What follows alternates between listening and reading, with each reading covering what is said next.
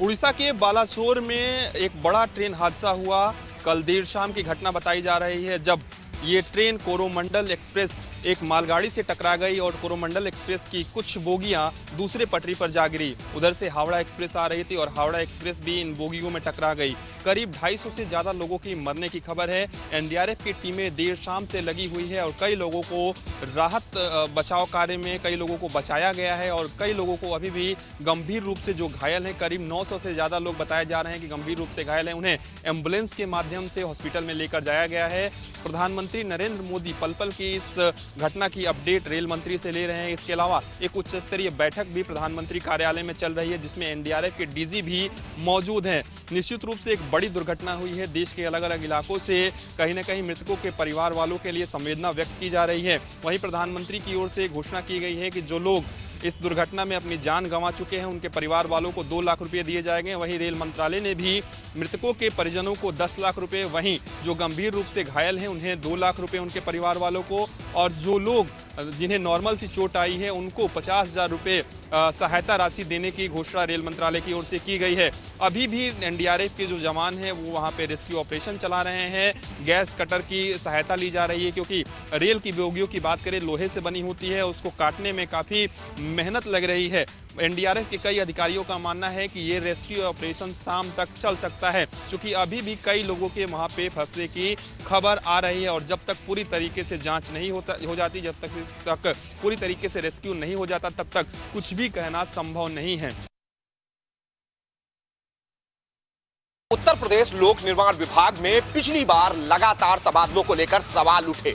मुख्यमंत्री कार्यालय ने पूरे मामले का संज्ञान लिया था। हालांकि इस बार उत्तर प्रदेश पीडब्ल्यूडी ने एक नई व्यवस्था शुरू की है, जिसमें ऑनलाइन चॉइस के जरिए तबादले दिए जा रहे हैं। हालांकि आज भी 300 से ज्यादा इंजीनियरों को ऑनलाइन सिस्टम के तहत तबादले दिए गए, जिसमें इंजीनियर खुद अपनी चॉइस ले सकता है। हालांकि इसमें वो जिले लॉक रहेंगे जिसमें विभाग उस अधिकारी की तैनाती नहीं कर सकता।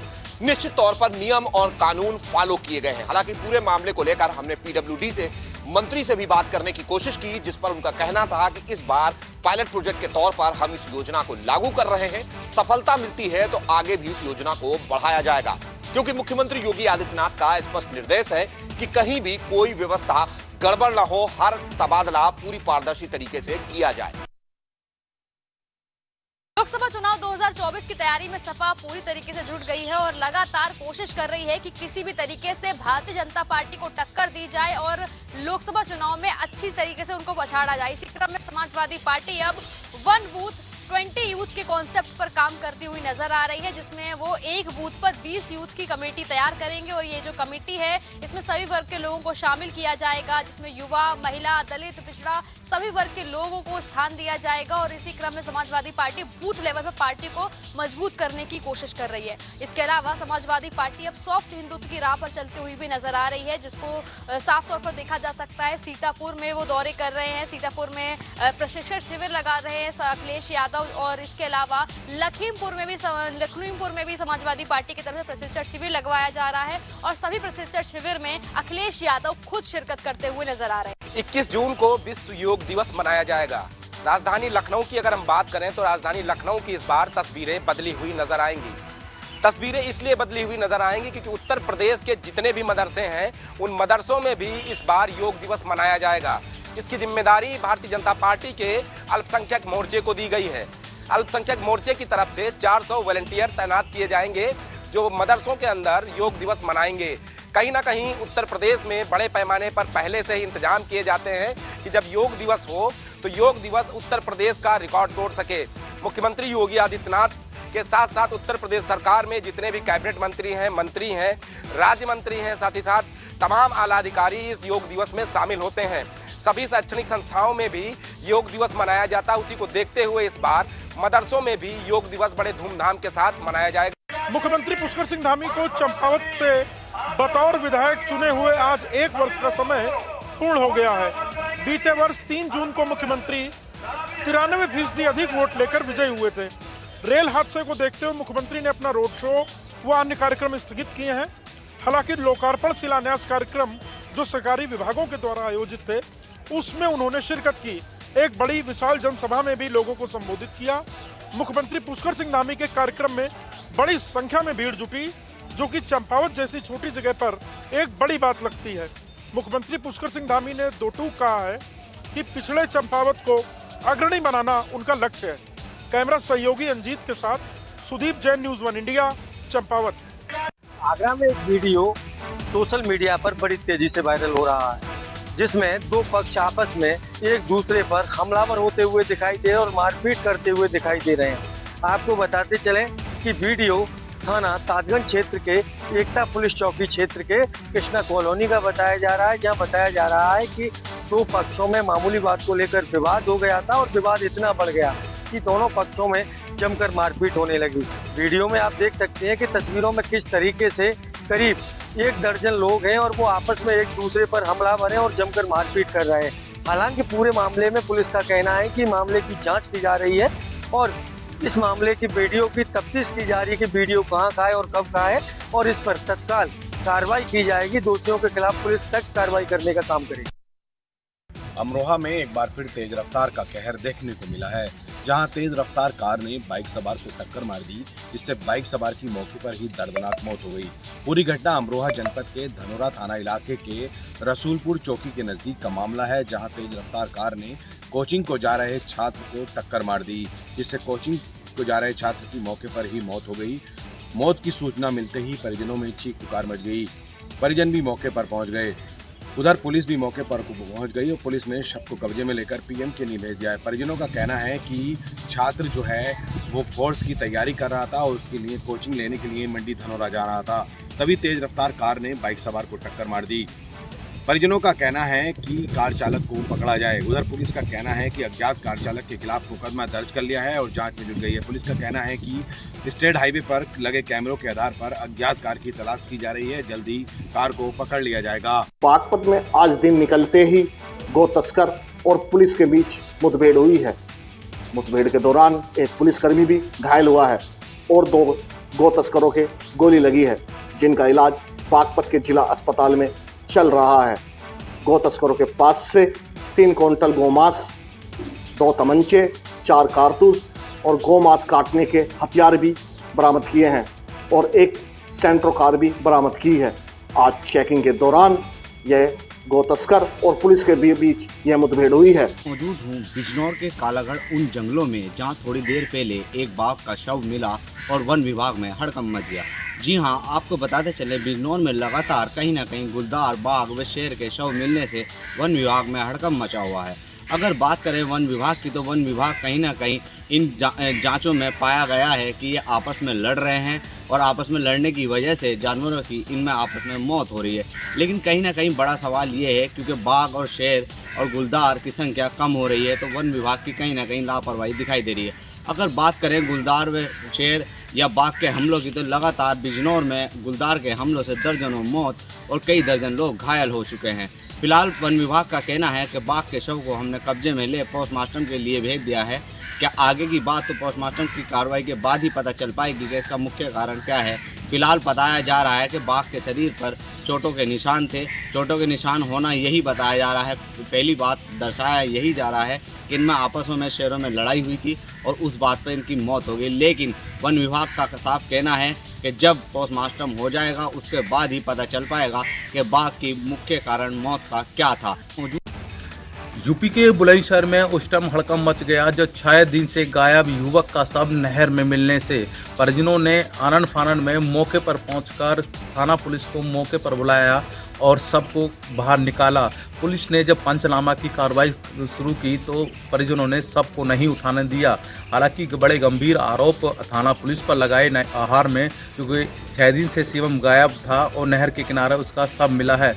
पुलिस ने पूरी तत्परता दिखाते हुए नहर से सबको निकालने के बाद पंचनामा की जब कार्रवाई शुरू करी थी तो परिजनों ने हंगामा काट दिया और हंगामा और जाम लगा दिया कि हत्या आरोपी को गिरफ्तारी के लिए। जब पुलिस ने पंचनामा की कार्रवाई करते हुए एक हत्या आरोपी को गिरफ्तार करके आहर थाने में हिरासत में लिया। कई थाने की फोर्स वहां पर पहुंची। सीओ अनुशहर और जहांगीराबाद पुलिस मौके पर पहुंचने के बाद काफ़ी देर बाद परिजनों को समझाया गया, फिर आगे की कार्रवाई की गई। हालांकि पूरे मामले में देखा जाए शिवम 6 दिन से गायब था, जिसके चलते थाने पुलिस पर लगातार गंभीर आरोप लग रहे थे। थाना पुलिस ने जल्द ही पूरे मामले को अपने संज्ञान में ले लेते तो कहीं ना कहीं शिवम सकुशलता बरामद होता। हालांकि पूरे मामले को देखा जाए तो शिवम 6 दिन से गायब था और नहर जटपुरा की नहर में उसको सब मिला। सब मिलने के बाद में पुलिस ने बाहर निकाला और पंचनामा की कार्रवाई करते हुए पीएम के लिए बुलंदशहर भेज दिया। थाना उत्तर इलाके में इलाहाबाद बैंक के पास 2 पक्षों में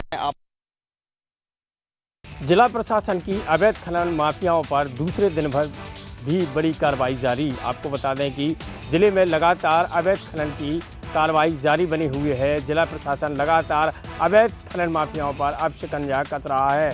आपको बता दें कि जिले में शमशीरा घाट और एरस थाना क्षेत्र में कई घाट फर्जी तरीके से चलाए जा रहे थे, जिनकी लगातार खबरें पहुंच रही थीं, जिसको लेकर जिलाधिकारी रविंद्र कुमार के आदेश पर टहरौली एसडीएम और गरोठा एसडीएम ने खनिज विभाग की टीम के साथ छापामार कार्रवाई की है, जिसमें 22 डंपर, 11 लिफ्टर और 4 पॉकलैंड मशीनों को सीज किया है।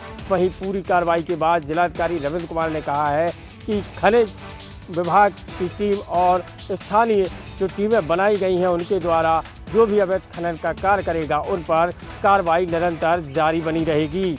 कानपुर नगर निगम के अधिकारी अपने ही विभाग को लाखों रुपए का चूना लगाने में जुटे हुए हैं, जिसकी ताजा बानगी कानपुर नगर निगम में स्थित मोती झील मैदान में लगे फन फेयर मेले में देखी जा सकती है, जहां private company messrs Urmila Yadav को मिले टेंडर का पैसा अंतिम तारीख के बाद भी जमा न होने के बावजूद भी मेहरबानी दिखाई जा रही है।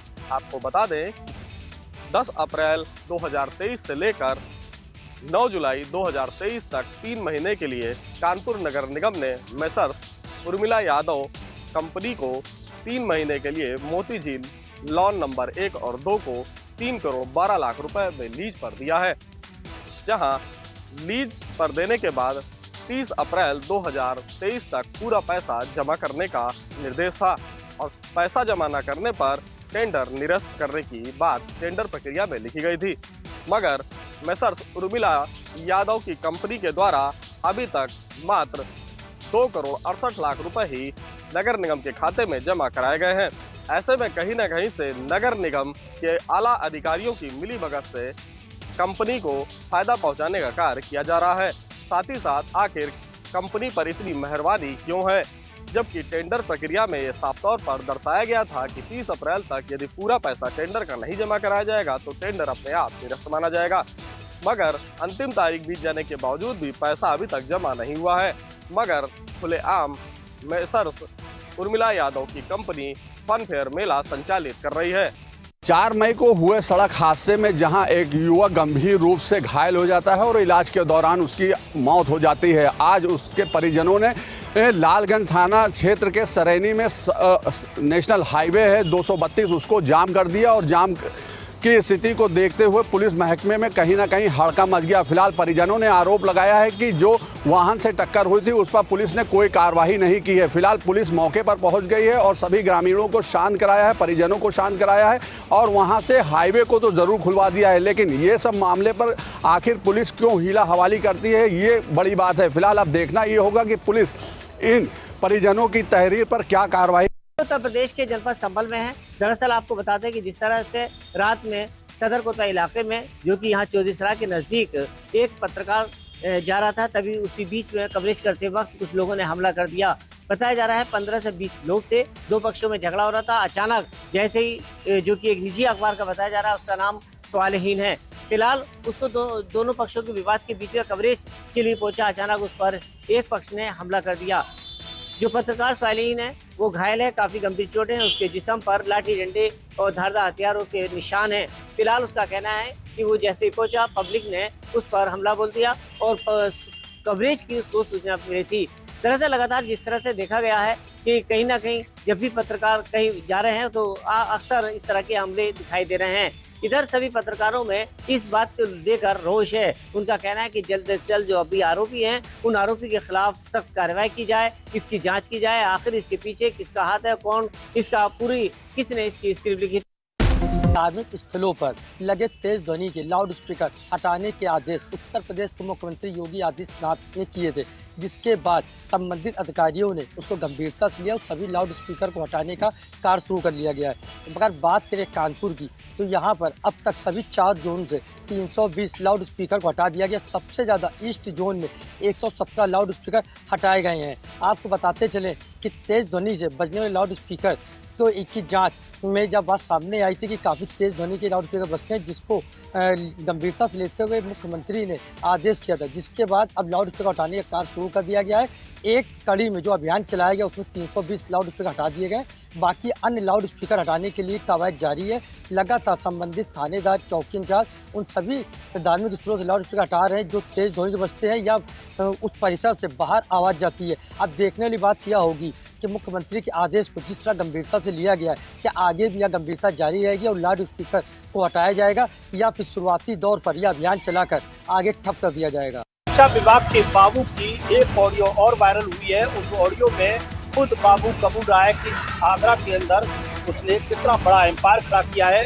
उसमें खुद कबूल रहा है कि यूटा के प्रदेश अध्यक्ष राजेंद्र राठौर से भी बड़ा एम्पायर खड़ा किया है। उस एम्पायर को खड़ा करने में काफी समय जरूर लगा है, जिसके चलते भ्रष्टाचार लगातार चरम सीमा पर है। आपको बताते हैं, इस भ्रष्ट बाबू की एक ऑडियो करोड़ों रुपए कमाने की वायरल हुई थी। इससे पहले गालीबाज बाबू की एक ऑडियो पीएसए आगरा और पंडित जाति को गाली देते हुए ऑडियो वायरल हुई। हालांकि ऑडियो का संज्ञान होने के बाद भी शिक्षा के अधिकारियों ने उस पर कोई कार्रवाई नहीं हुई। अब देखने वाली बात यह है कि लगातार ऑडियो वायरल होने पर शिक्षा अधिकारी कब कार्रवाई करेंगे। हालांकि पूरे मामले पर शिक्षा के अधिकारियों ने मौन धारण किया हुआ है। कोई भी मामला, कोई भी अधिकारी इस बाबू पर कार्रवाई करना नहीं चाह रहा है। अब समझा जा सकता है कि भ्रष्ट बाबू का अपने विभाग में कितना रसूख है, जिसके चलते भ्रष्ट बाबू पर शिक्षा अधिकारियों की कृपा बरसती दिखाई दे रही है।